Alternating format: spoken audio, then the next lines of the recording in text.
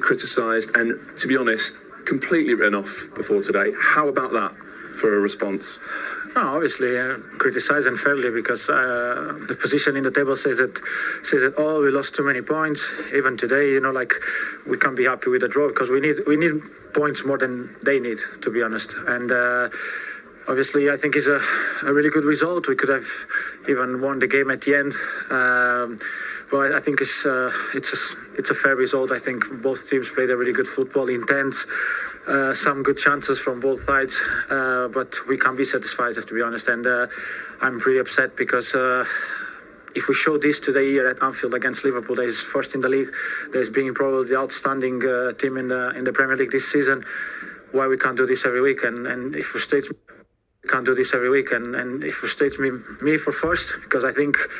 Finally, I did a proper performance overall, and I think we need to be aware. And we said it before the game. We need much more from ourselves to get something from this season. We need to put some pride out because it ain't enough for us.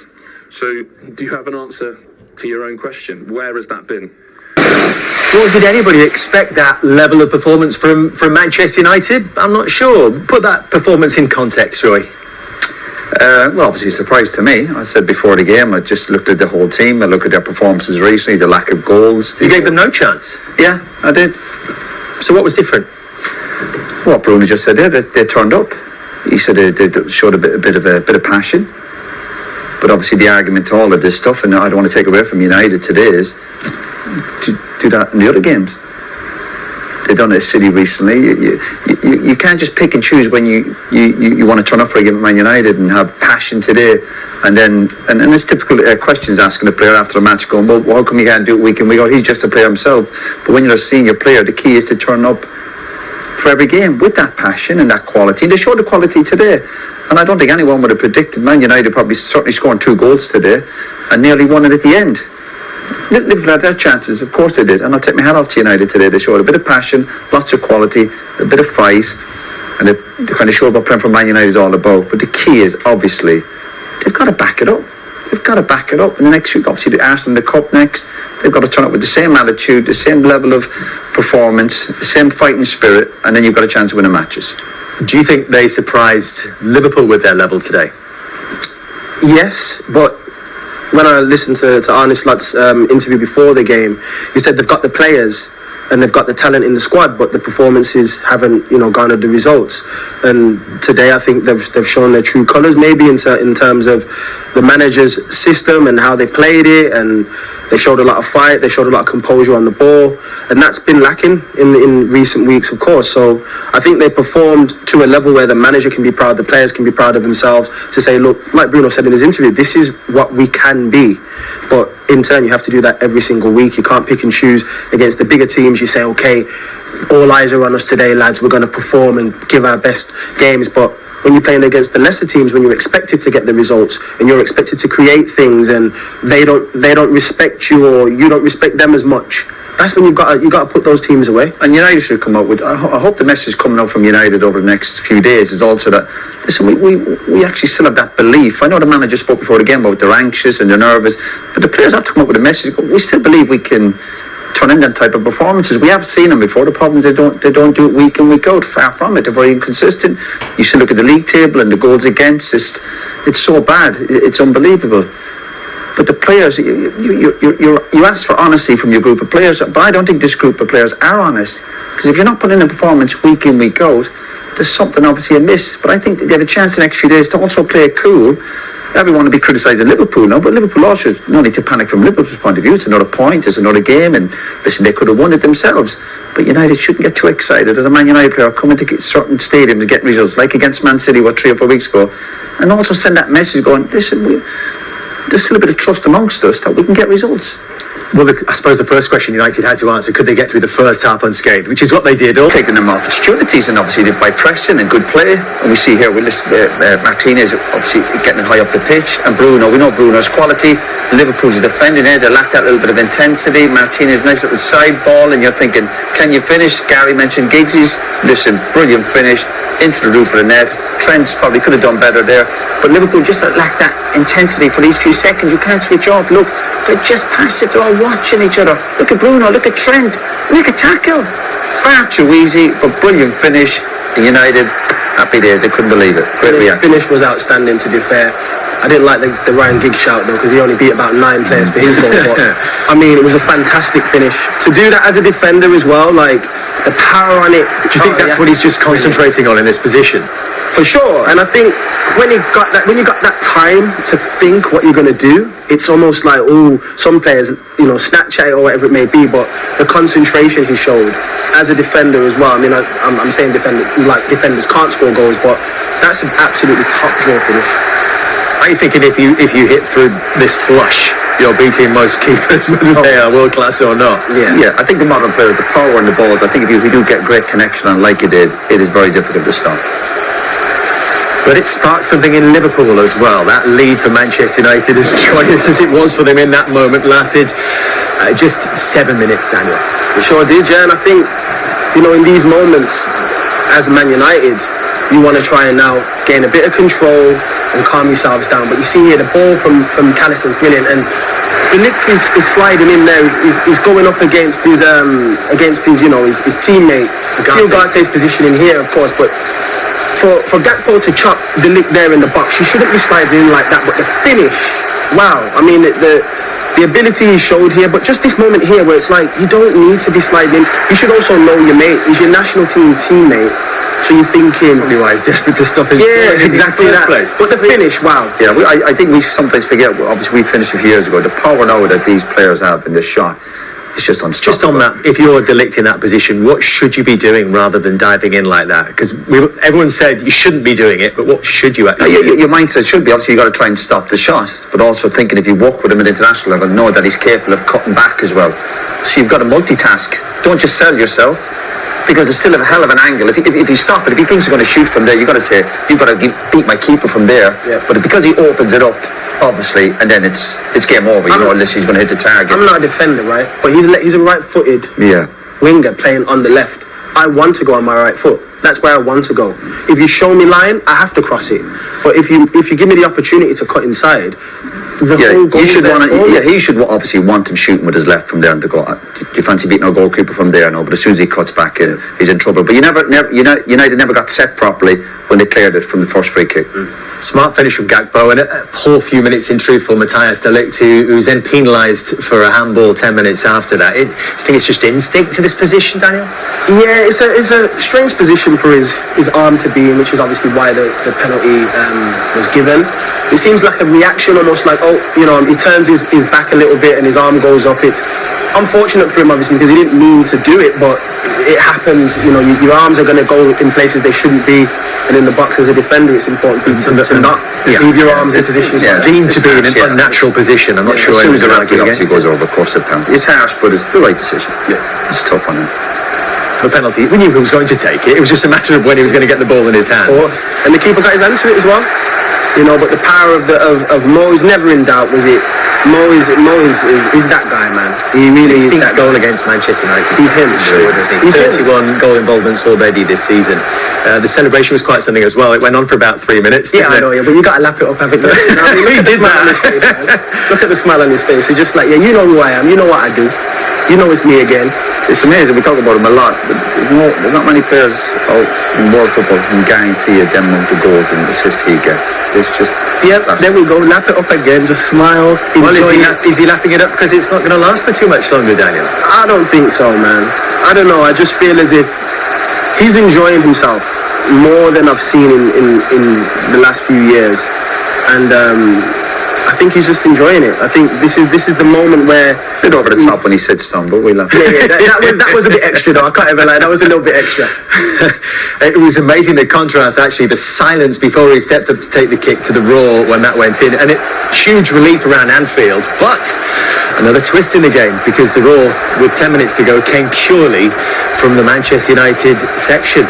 And this was their first shot since they actually scored, Roy. Yeah, of course. And they recovered well. And you're talking about Liverpool stopping crosses. You're talking about opposite fullbacks tucking in, opposite wingers getting in. So United just about deserved this, just from being tenacious against sub coming on.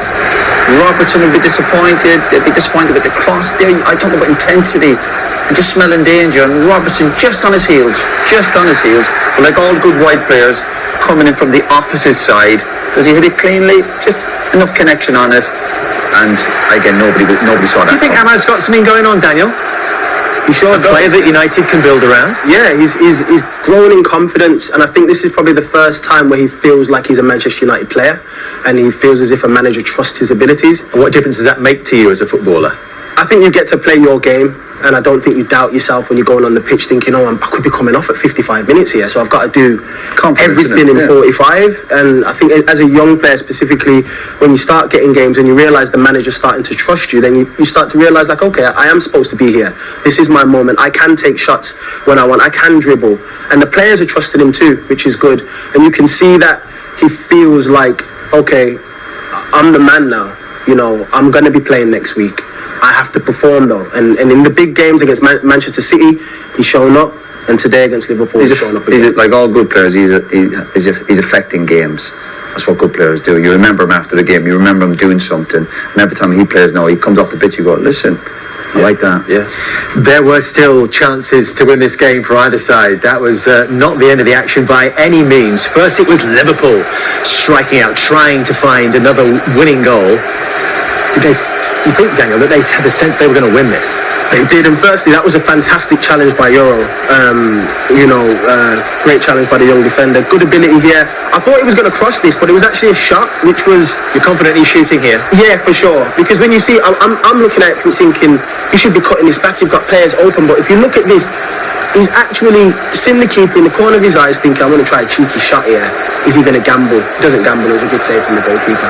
And then Virgil van Dijk from the set piece. We spoke about United. Stretching a bit, boy. Yeah, his movement is actually brilliant. If you watch him here, he's like a proper striker. Obviously, he's getting wrestled there. But just a little step here. Look, everyone else is looking at him. He's on the move. Just stretching for it. And unlucky, we know how United are poor defending corners. That was a huge moment. Huge moment. Well, it wasn't the only huge moment left in the game. At this point, I think everyone's looking to see when the whistle was going to be blown. But there was still one final twist in this game.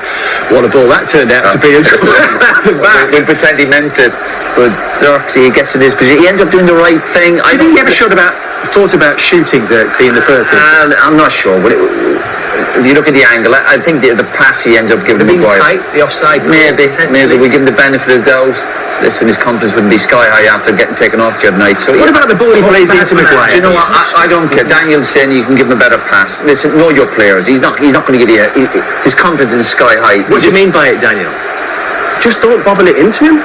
You've got all the time in the world to cut the ball back. With Premier League footballers playing for Manchester United. Yeah, and he's passing it to a Premier. You're passing to an international player. You've got to just know your players. But when it's coming to you, know your players. He's not going to give you the perfect pass. Expect the bobble into you. But what you have to do and obviously he's Harry Maguire. I'm not expecting a bobble into me. If you're in that position, I would from him. I would. You'd have to. Again, it's called knowing your players. He's not going to zip it into you perfectly, is it? You got to hit the target, Harry. No problem. It's a 3-yard. We saw players earlier in the day. Today, you said about strikers. Just hit the target hard. No, hit the target. If it gets blocked, there's no problem.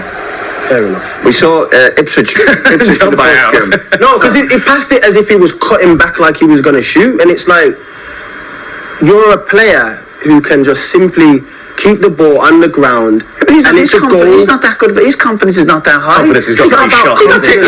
It's not about confidence.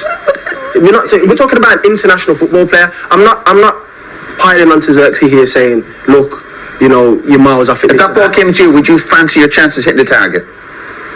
Yes, of course I would. But he's not Harry Maguire. That's my point. So someone has to go on Harry Maguire a little bit. They're not going to get the perfect pass. Listen, last kick of the game. If you get that in training, you go, listen, hit the target. I don't care if it's Harry Maguire is an international player. If Harry was sitting here, you go, what do you think, Harry? You go, I should hit the target. 100%, whatever. The pass not been 100%, right? I've missed loads of those in training and in games. I'm surprised at that. No, for real. When his head hits the pillow tonight, I mean, Harry Maguire is going to be thinking about that. You'll be gutted. 100%. It'll be a big pillow as well, I'm telling you.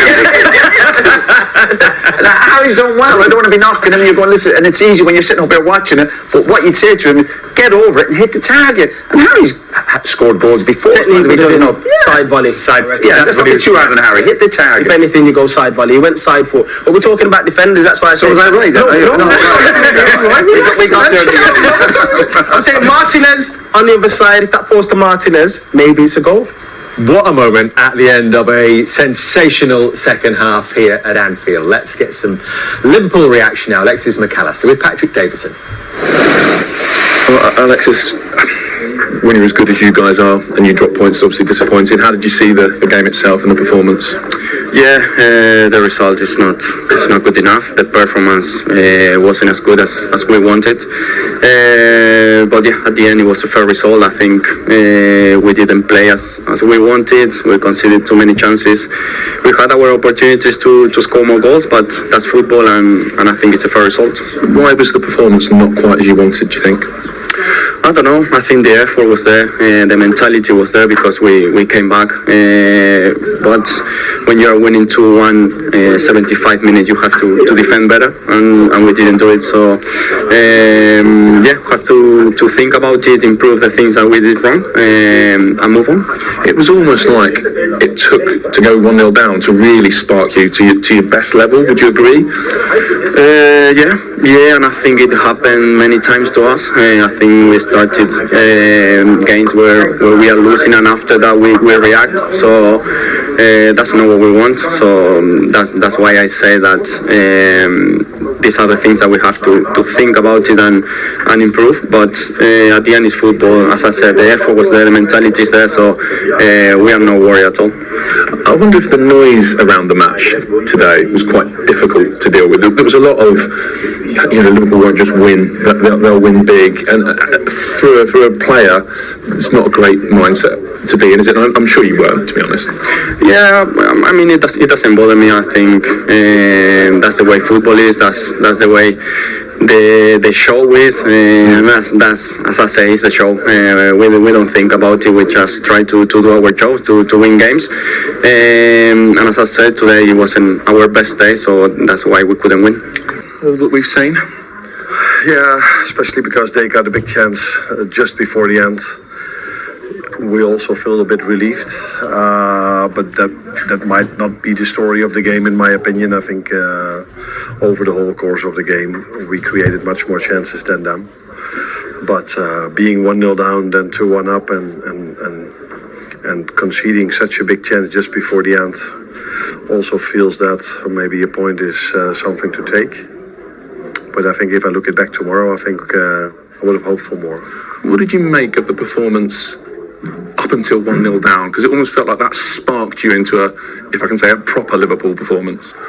I'm not sure about that. I think if you look the game back tomorrow, you see the first 20-25 minutes we had three very good chances, open chances, really well played. But yeah, we play against the very good individuals, very good players. I've said it many times now, and I think you could see it today again. It's also a chance for them against us to show themselves again, more than against Wolves at home or other games. So now they can compete with the best players in the league, and then you can see how that they also have very good players. Yeah, I think you always knew it would be that kind of game, didn't you? As opposed to the game that maybe some fans expected, some of us in the media expected, where it was one-way traffic.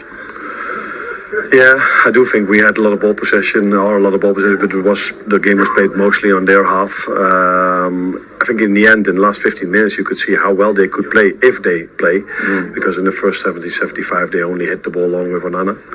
But in the last 15 minutes, when it was so open on both sides, you could see if they were trying to, that they are even better than they maybe know themselves. But for the first 75, I think it was clear that we were more in control of the game than them, which you could also see in the amount of chances we had. Yeah, and just tell us about the tactical battle, because before the game you weren't 100% sure what to expect from Man United. Formation-wise you were, but you didn't know if they were going to sit in a block or high press. How did you see how that kind of unfolded? A bit of both. Mostly a low block they had, and sometimes they pressed a bit higher. And normally I've seen them a bit more bring the ball out from the back. Today it was every time when Onana had the ball, they didn't take the risk of build up. So it was we weren't surprised with anything they did because they played this style now for a few weeks. Maybe the only thing that was a bit different than other times is that they didn't do a lot of build-up. They mostly kicked the ball. Yeah. If and when they did cause you problems, and certainly the 2 goals, did you feel like a lot of it came down your right today? Yeah, I think they did. That has also to do with Bruno Fernandes, which is a very, very good player. And he played a very good game today as well. So, and they've shown many times United, if things are really difficult for them, they can show up. They did this in FA Cup final this season against the City away. So, and they did cause us some problems. Dalot was a threat as well on the left side. So, yeah.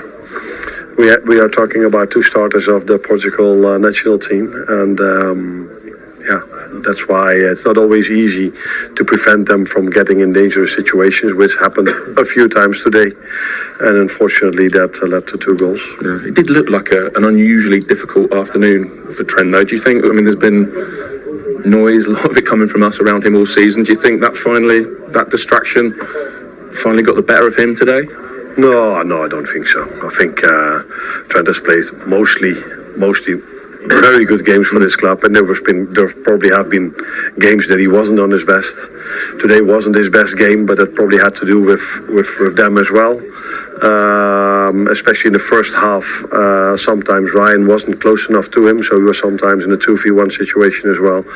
So I would put it more on the quality of Dalot and Bruno Fernandes than that is down to Trent. Thank you. To be had around Trent Alexander-Arnold and the noise, as Pat says around him, the links with Real Madrid. He's coming to the end of his contract here at Liverpool, and his performance today. We've got Jamie Carragher and Gary Neville joining us shortly, and we'll get into that with them as well. On the style point, Daniel, he raised it about Andre Onana.